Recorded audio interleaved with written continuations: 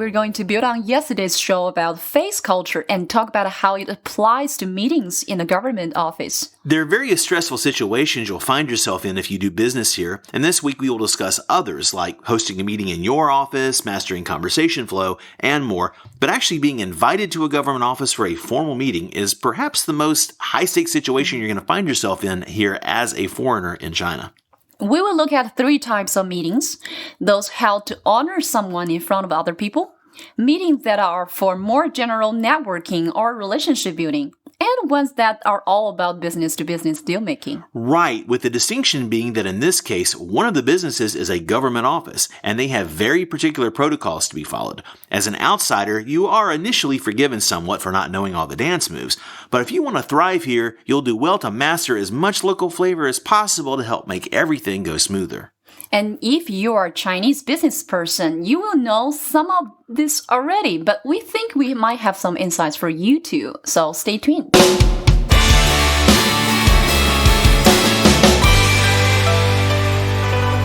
Okay, let's get to it. The first thing to talk about today is that those 3 types of meetings we mentioned a minute ago, honors, networking, or deal-making, all have a general format in common. The thing that usually happens is that someone invites you by putting you into a WeChat group.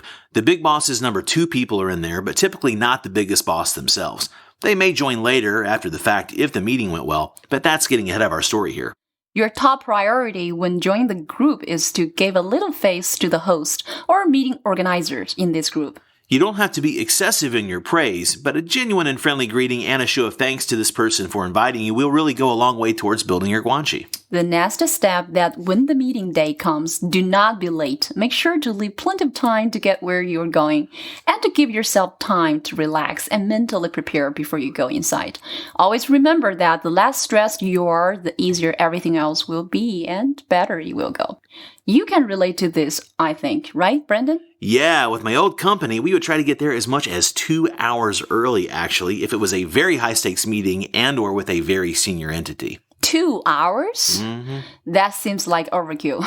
You wouldn't show up that early and expect them to be ready for you, right? No, I think they'd be about as rude as being late, yeah? Yes, for sure. What we did is that once we got close and knew exactly where we'd be going, we wouldn't pull up to the actual building right away because, parking is usually reserved for scheduled guests, and the guards would then in turn announce our arrival early and blow the whole thing. So instead, we would park up the street somewhere and we'd kind of get hunkered down at a nearby cafe or restaurant. So we'd collect ourselves and really get in sync about our intentions and the expected presentation flow. Then once we were really ready and at a suitably early time, so as not to pressure them too much, the number 2 guy in our group would let the appropriate person on the other side know that we're close by. And this was done, as a courtesy check-in anyway, but it also gives that person managing the other side the chance to bring us in early if that helps them to make their boss's schedule go more smoothly. So that's an easy win-win to have right off the gate before the meeting even starts. So I have taken this tactic to heart, and I use it today whenever and wherever I can. Huge lead times are, of course, not always possible because of traffic or your other schedule commitments or whatever, but I do like as much runway as I can get here. That's a smart approach, if you have the time to make it work. How often do people bring you in early when you're doing things this way? Of course, it varies a lot, but I'd say it's maybe about 20% of the time, maybe 1 in 5. Nice. Let's talk about what happens once you get there. You'll pull up to the actual building with a little extra time. You park, then someone meets you, and you go in. Then we get into the meat of this sandwich. Exactly, which is the meeting itself. The meeting flow is pretty consistent across meeting types, right, Yingying? Right. You're led into where to wait, or maybe right into the meeting room itself. The meeting leaders lead the handshakes. Don't rush right in, extending your hand. Be calm, cool, and collected, and follow the leaders here. Being highly aware of social cues is helpful. Paying attention to body language is really key. And know that although everyone else is expected to be there early, the biggest person is the latest to arrive. They are normally right on time, but maybe even a little late. But all the other people there do a little social chatting based on hierarchy. If you missed episode 7 way back in week 2 of this show, you might want to put that one in your playlist. And even if you caught it previously, if you have a meeting coming up soon, it's worth a quick listen as a refresh. Yep.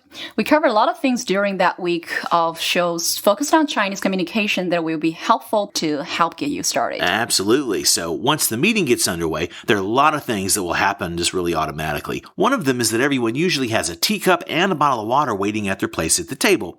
Tea is quietly served and then refilled during the meeting by attendants. That's a lot of fun, right? Mm-hmm. And they seem to just kind of drift in and out of the room by design because it is by design. It's all very planned.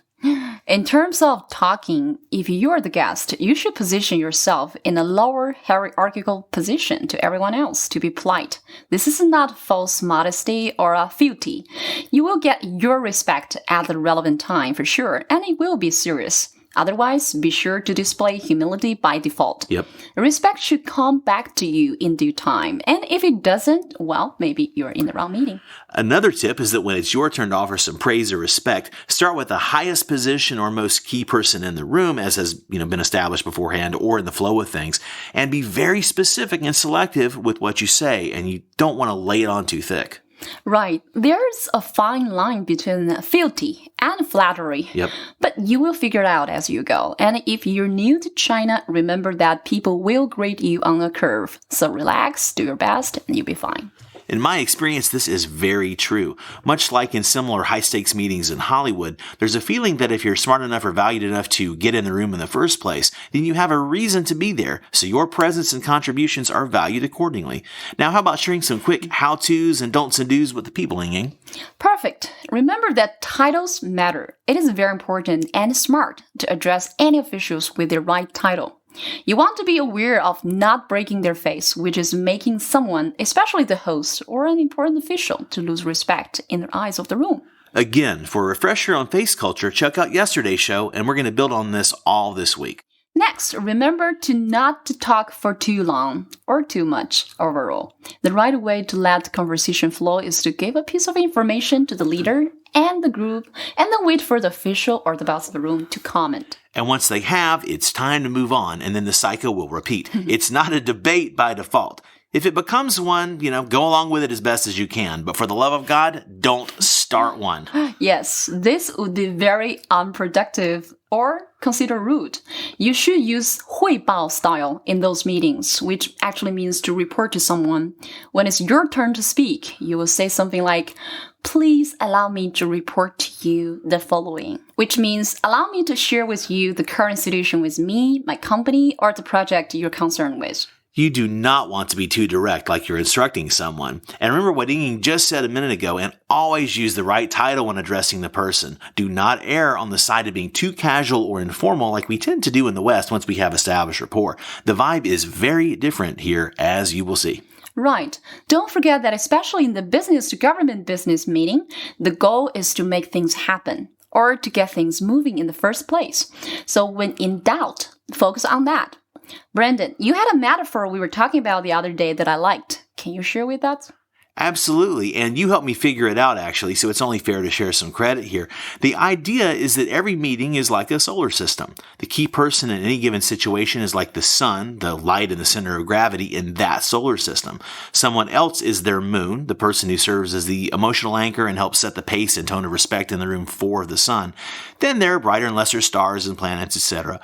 Also know that part of why getting the hierarchy and respect stuff right is because it's a fluid, dynamic situation. In another room, maybe one that's just one click bigger on the hierarchical scale, that sun becomes someone else's moon and so on up the chain. So the smallest guy in the biggest room is the biggest guy in the small room. So, big fish, small pond, hence my other show's name. This person we're calling the moon has lots of tasks. Their role is not only to be the key conduit to the sun, but they also the one responsible for the group to begin with. They, the moon person, invited, coached, and arranged everybody. They introduce people in the right order. They help control the pace of the discussion for the big boss, etc., etc. Yeah, exactly. My old boss even coached us beforehand with hand signals to know when to speed up or slow down, wrap up, change direction, or just to quickly shut the hell up. That's really funny. Yeah, it was kind of like playing baseball at a conference table or something. Not always fun, but definitely funny. So, how should people prepare themselves to report? Okay, remember that when delivering your message, you want to start holistic and then move from the more general to the specific. And then the ask always goes all the way at the very end. Do not lead with the ask right up front. That's the rudest thing possible to do, and it will not lead to success. This is pretty much the polar opposite of the Western term paper approach, where you offer your summary or controlling statement, then elaborate from there. Our meeting flow in the West is more like the journalistic pyramid used, when writing a news article. The main idea, or the ask in a business context, would go right up there in the headline. Then you elaborate on the details more and more, building to put the initial headline or ask into a grand context. It's pointy at the top and then has a wide base and is bottom heavy. Yes, so in China, just realize and remember that you need to invert that pyramid to lead with the context, then build to the point that everything is balancing on at the bottom, and you will nail it. Yingying, while we were preparing this episode, it made me realize that I actually relate much more naturally to the Chinese style, which is not a surprise to you now. But that helps explain why I get this stuff and, do what I do, I guess. Basically, I've always been super high context myself, sometimes to the irritation of my more Western-minded peers or students. Well, I think that knowing both methods and the related modality will help you find the right way to meet and present yourself in a given situation. So it's a good thing and a little funny for sure. Yeah, we've truly traded places, y'all, where Yingying here often pushes me to get to the damn point, and she does exactly that herself very naturally. All right, a few last quick tips that when your initial meeting is over and the big guy leaves, a new meeting might start. The hierarchy shifts and there's a new sign in the room. In meetings, many ideas will get thrown out. Generating lots of possibilities is the preferred method here. But even though everything won't stick, show a lot of interest in the ideas and the people as they're presenting them to build rapport, and throw out a few ways that you might help to meet their needs too. It's not a solid commitment yet, but it's good for guanxi and to help pave the road for more progress next time. It's kind of like brainstorming, but with more teeth.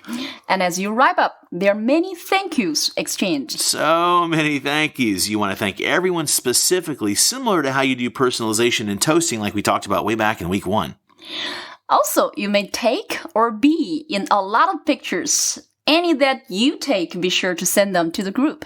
The moon guy may take some of them. Any other people will snap away too, if it's been a good meeting. And there might even be an official photographer if things are very important or high level or, for PR purposes. But sometimes there might be none taken or allowed at all if you're involved in something top secret, of course. But more on that later. Are we good for now, Yingying? We're great.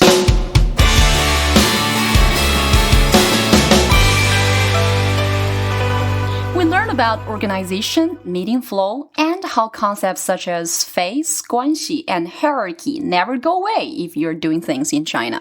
We discussed our handy solar system metaphor, patent pending, which, along with an understanding of the seating dynamics and an attention to body language and other cues, can help to make sense of who's who, what's what, and what's expected of you when it's your turn to shine.